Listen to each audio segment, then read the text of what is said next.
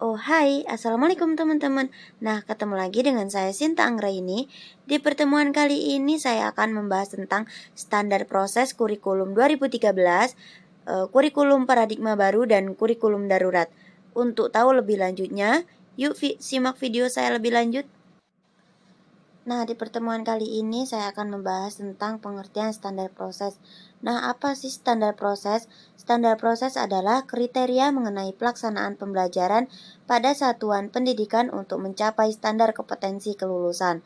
Proses pembelajaran pada satuan pendidikan diselenggarakan secara interaktif, inspiratif, menyenangkan, menantang, memotivasi peserta didik untuk berpartisipasi aktif, serta memberikan ruang yang cukup bagi prakarsa, kreativitas, dan kemandirian sesuai dengan bakat, minat, dan perkembangan fisik serta psikologis peserta didik. Untuk itu, setiap satuan pendidikan melakukan perencanaan pembelajaran, pelaksanaan proses pembelajaran, serta penilaian proses pembelajaran untuk meningkatkan efisiensi dan efektivitas ketercapaiannya kompetensi.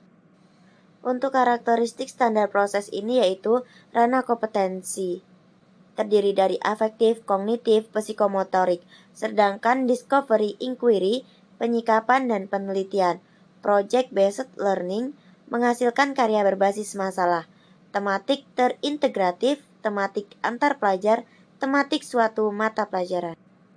Nah, manfaat dari standar proses ini yaitu mengendalikan proses pendidikan yang berjalan melalui pembelajaran, meningkatkan mutu atau kualitas pendidikan, alat untuk mencapai program yang telah direncanakan oleh setiap instansi pendidikan, menjadi acuan bagi guru untuk merencanakan, membuat, dan mengimplementasikan program-programnya.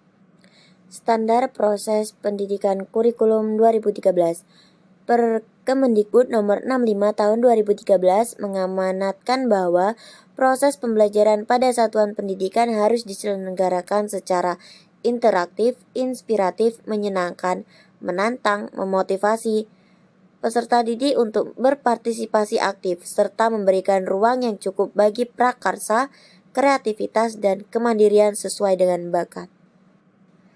Nah, untuk metode pembelajaran di kurikulum 2013 yaitu pembelajaran dengan metode ini dapat didefinisikan sebagai pembelajaran yang dirancang sedemikian rupa sehingga peserta didik secara aktif mengonstruksi konsep, hukum atau prinsip melalui tahap-tahapan mengamati untuk mengidentifikasi atau menemukan masalah, merumuskan masalah, mengajukan atau merumuskan hipotesis, mengumpulkan data, menarik kesimpulan dan mengomunikasikan konsep, hukum atau prinsip yang ditemukan.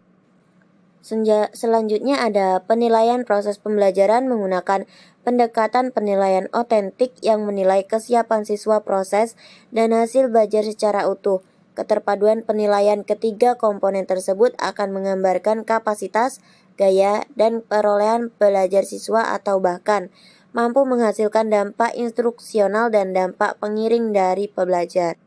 Pengawasan proses pembelajaran dilakukan melalui kegiatan pemantauan, supervisi, evaluasi, pelaporan, serta tindak lanjut secara berkala dan berkelanjutan. Pengawasan proses pembelajaran dilakukan oleh Kepala Satuan Pendidikan.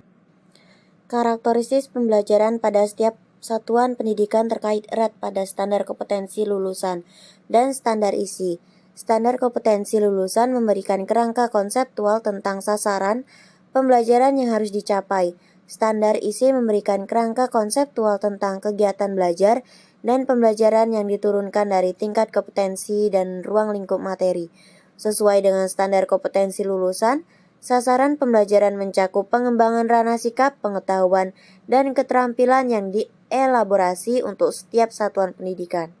Standar proses kurikulum darurat dalam kondisi khusus yang disiapkan oleh Kemendikbud merupakan penyederhanaan dari kurikulum nasional.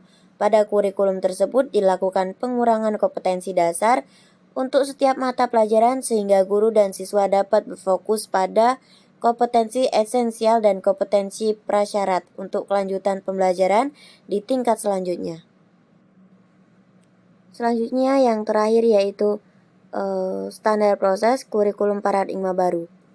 Kurikulum paradigma baru adalah berperan sebagai penyempurna dari KTSP 2013. Pemberlakuan kurikulum paradigma baru tersebut adalah secara bertahap, diperkenalkan melalui program sekolah penggerak.